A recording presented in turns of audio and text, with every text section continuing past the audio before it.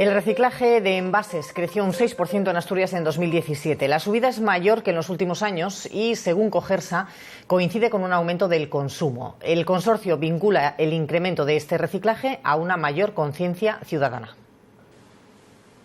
En 2008, antes del inicio de la crisis económica, llegaban a Cogersa unas 450.000 toneladas de residuos. En los puntos más altos de la crisis, la basura recibida se redujo en más de 50.000 toneladas. Son unas cifras que, en general, en Cogersa vinculan directamente con el nivel de consumo y que relacionan con una mayor conciencia de la necesidad de reciclar. A falta de los datos definitivos de 2017, en el Consorcio de Gestión de Residuos de Asturias dicen que les llegó un 6% más de envases procedentes del contenedor amarillo.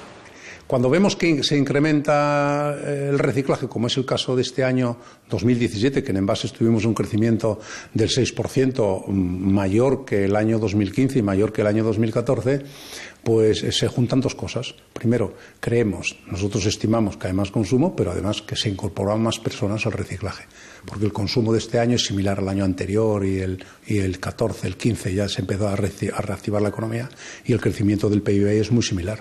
Actualmente en Cogersa se recicla el 25% de los residuos, 75.000 toneladas que confían sean 220.000 en 2 años. En Ecoembes, la organización que gestiona el reciclaje de envases ligeros de todo el país, dan las claves para conseguir esas cifras. Hombre, yo creo que el primer punto es el consumo responsable.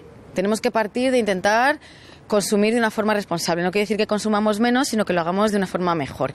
Y luego, una vez que ya hemos consumido, pues que seamos conscientes de si eso que hemos comprado podemos reutilizarlo de alguna manera y una vez que ya le hayamos dado otro uso, si no, pues reciclarlo pues para contribuir a que una vez reciclado vuelva a entrar en la cadena de producción gracias al reciclaje, ¿no? La economía circular de la que hablamos tanto ahora.